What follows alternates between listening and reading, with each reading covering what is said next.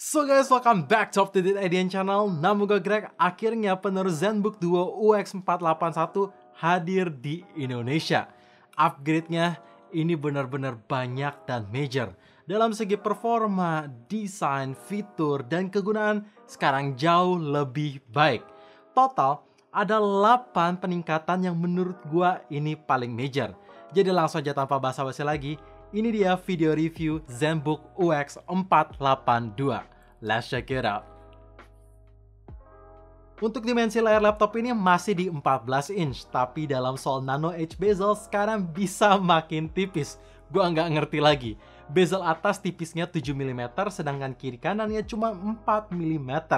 Sehingga screen to body ratio layar laptop ini bisa mencapai 93% atau meningkat 3% lebih luas ketimbang UX481 sebelumnya. Oh ya, untuk kualitas layar masih menggunakan resolusi Full HD 1920x1080 dengan panel layar menggunakan IPS LCD dan sudah Pantone validated. Oh ya, untuk color gamutnya sudah mencapai sRGB 100% dan NTSC 72%.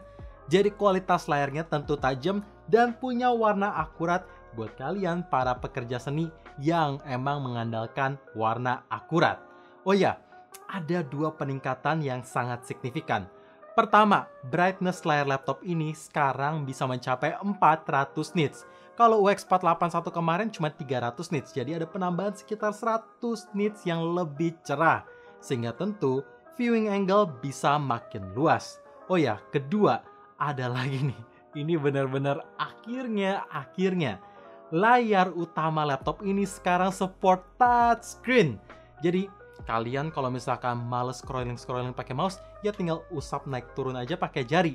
Dan bahkan ini support pen. Mantep sih, gila. Seperti ciri khas Asus ZenBook Duo, laptop ini masih punya layar kedua yang posisinya ada di bagian atas keyboard. Dan untuk ukurannya sama besar di 12,65 inch dengan resolusi 1920x515 pixel dengan panel layar menggunakan IPS LCD.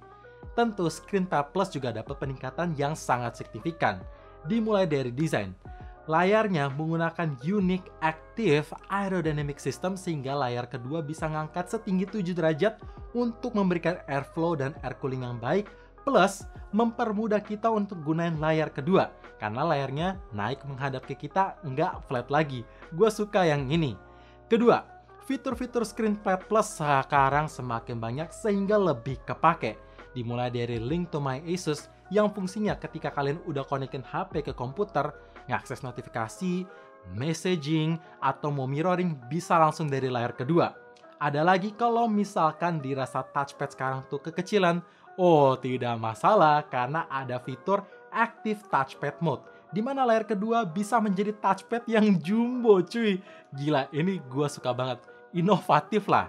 Dan terakhir ada Screen Expert Control Center, di mana buat kalian para pengguna Adobe software kayak Photoshop, After Effects, Premiere, dan Lightroom, itu layar keduanya bisa ada control center untuk akses kayak contoh di Photoshop bisa kecil besarin font, opacity-nya dimainin slider langsung dari layar kedua, ngezoom in, ngezoom out bisa langsung dari layar kedua berkat ada control center yang bisa di-customize.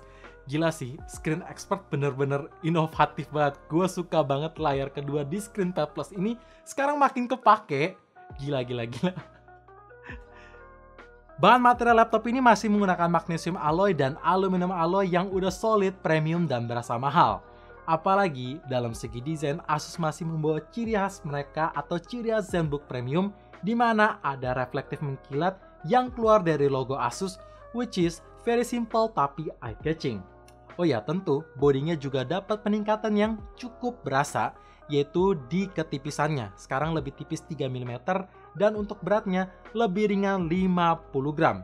Jadi sekarang pas di 1,60 kg aja yang menurut gua ini masih relatif ringan. Apalagi secara dimensi keseluruhan body, ini juga ringkas, compact sehingga gampang dibawa kemana-mana. Tapi satu hal yang masih bikin gua risih, laptop ini tuh fingerprint magnet. Apalagi susah juga dibersihin. Mesti extra effort lah pakai kain microfiber untuk ngilanginnya dengan gampang. Kalau misalkan pakai baju kayak gini aja agak susah sih. Di bagian performa juga meningkat yang sangat signifikan, gak main-main. Tapi sebelumnya gue mau kasih tahu spesifikasi unit yang sekarang gue pegang. Untuk prosesor menggunakan Intel i7 1165G7 dengan 4 core plus 8 thread.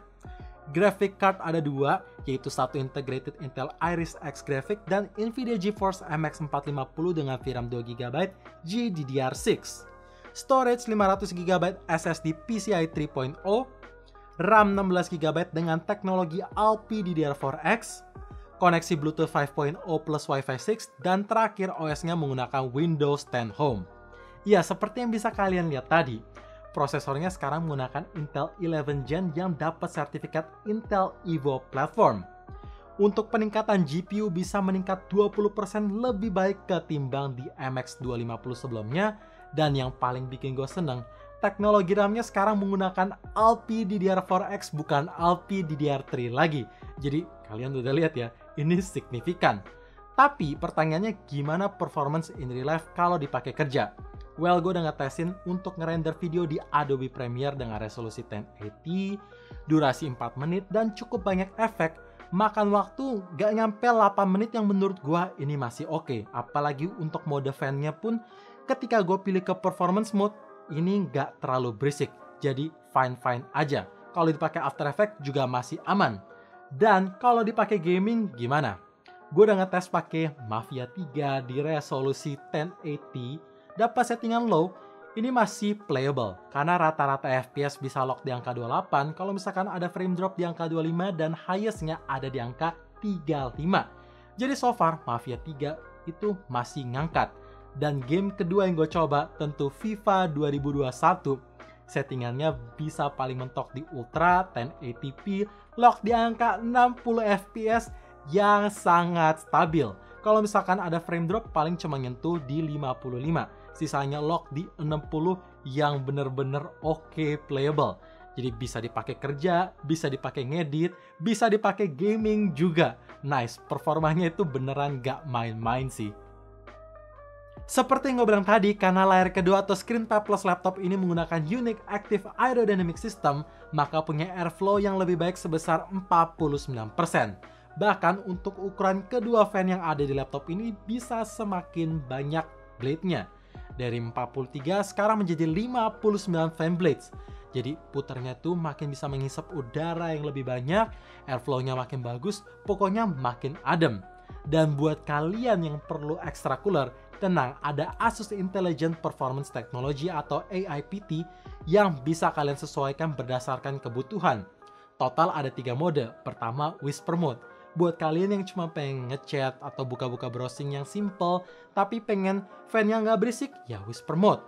Kedua, ketika performa kalian sudah main ke multitasking yang lebih banyak, pindahin aja ke Balance Mode, maka kipas bisa muter lebih kencang, tapi tetap nggak berisik.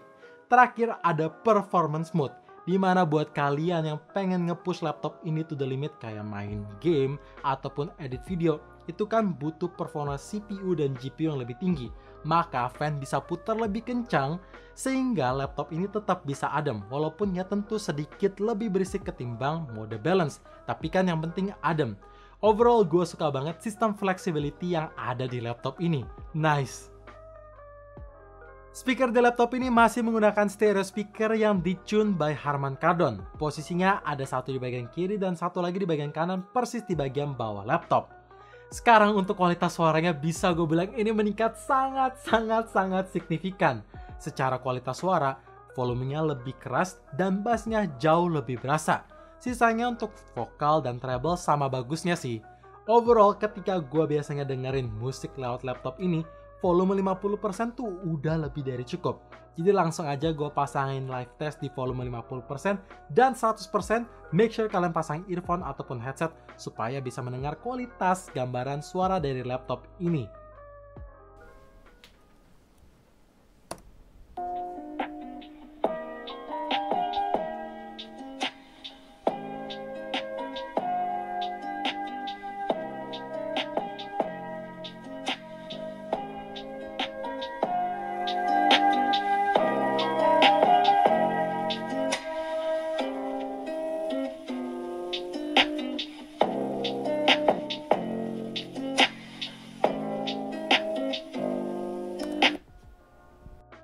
Untuk kualitas mic laptop ini juga semakin membaik, apalagi support AI noise cancelling, yang fungsinya ketika nanti pandemi udah selesai terus kalian mau meeting di kondisi outdoor, suara bising dari luar tuh bakalan keblok, supaya menghasilkan suara kalian yang lebih crisp, clear, dan lebih terdengar. Caranya tinggal aktifin aja di My Asus. Untuk sistem keamanan unlock laptop ini tentu masih mengandalkan IR Face Unlock yang terintegrasi dengan fitur Windows Hello. Tapi untuk performanya, gue ngerasa ini sedikit lebih cepat ketimbang UX481 kemarin. Begitu buka layar nyala, muka kita tuh langsung masuk gak nyampe 1 detik.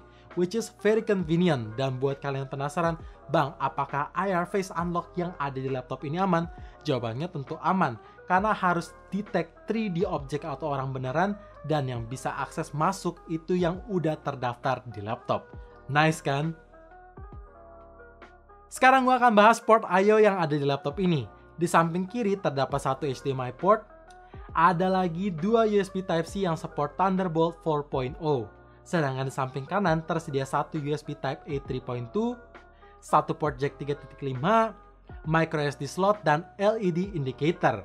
Oke, ada 3 hal yang berubah di bagian port laptop ini. Pertama, port Type-A sekarang jadi cuma satu pas aja. Dari sebelumnya hanya 2, sekarang menjadi berkurang. Kedua, charging port regular yang ujungnya bulat udah hilang. Ketiga, Type-C portnya sekarang support Thunderbolt 4.0 yang artinya kalian bisa colok ekstra monitor di port ini yang support sampai 8K, nambahin ekstra GPU menggunakan eksternal tentunya, dan sekarang support power in. Jadi untuk nge-charge laptop ini sekarang menggunakan Type-C jadi lebih kekinian. Walaupun gue sedih sih, USB Type-A-nya jadi berkurang. So guys, itu dia 8H atau 8 fitur baru yang tersedia di Asus ZenBook UX482 tahun 2021. Gue cuma bilang laptop ini tuh sekarang makin worth it. Dari segi performa meningkat, dalam segi kegunaan dan screen plusnya itu makin kepake. Jadi buat kalian yang punya tingkat produktivitas sangat tinggi, butuh multitasking yang banyak, laptop ini ya jelas cocok buat kalian. Dan by the way, gue ada info penting. Asus lagi ngadain Incredible Reward Program, dimana ketika kalian udah beli laptop Asus di e-commerce manapun, tinggal tulis aja review kalian di e-commerce tempat kalian beli, dan nanti bisa klaim hadiah voucher sebesar 100.000. Lumayan banget kan? Tulis review doang, dapat voucher 100.000 cuma-cuma. So thank you for watching. Jangan lupa like dan subscribe channel ini sekaligus nyalain notifikasinya juga supaya kalian tahu kapan video baru diupload. And as always, stay safe, stay healthy, dan stay updated with up to date.